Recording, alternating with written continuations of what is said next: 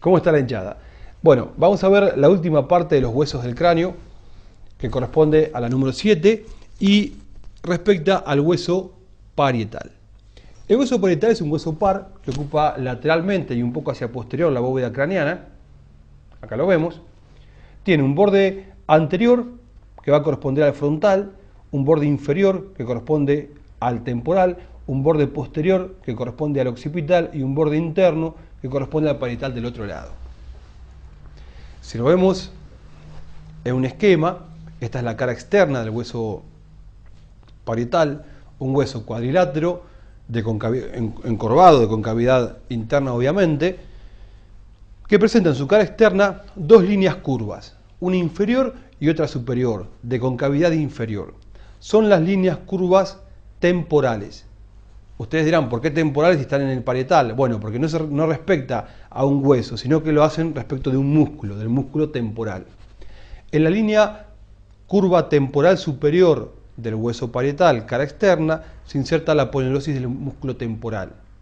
En la línea curva temporal inferior de la cara externa del hueso parietal se inserta el músculo temporal, que de ahí va a ir a el hueso maxilar inferior o mandibular, al cuello a la apófisis coronoides. El temporal se inserta en la apófisis coronoides. Y en el ángulo superior y posterior superior, tenemos el agujero nutricio o el agujero parietal, no nutricio, el agujero parietal por donde pasan algunas venillas emisarias.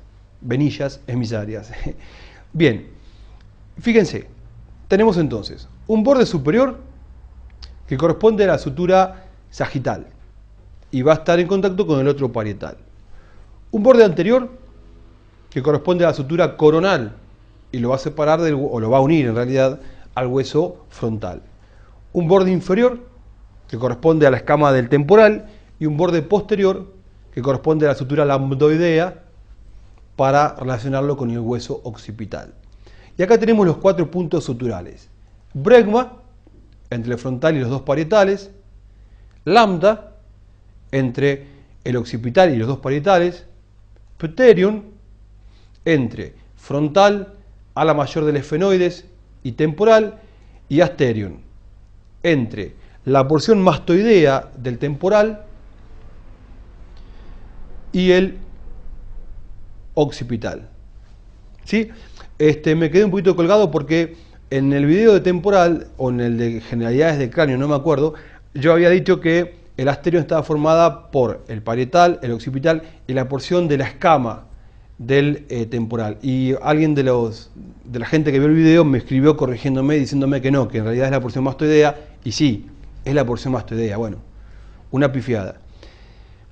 Y esto es importante, acá arriba, fíjense, en el borde superior del parietal hay un segmento que no tiene dientes o que es más lineal, que se denomina ovelio. Se suele preguntar qué es el ovelio. Bueno, entonces el ovelio es la porción del borde superior de los parietales que carece de dientes, es más recta, correspondería a una sutura armónica.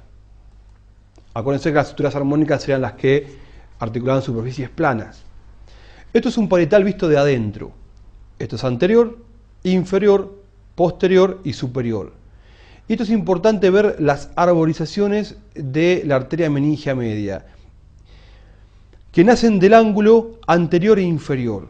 Esto nos sirve para darnos cuenta si hay huesos derecho o izquierdo. ¿Por qué? Porque lo miramos del lado de adentro y sabemos que hacia abajo, hacia adentro y hacia adelante va a estar siempre el punto del cual parten las ramas de la meningia media. Mucha suerte, ha sido un placer y bueno, nos reencontraremos en otro video. Chao, hasta luego.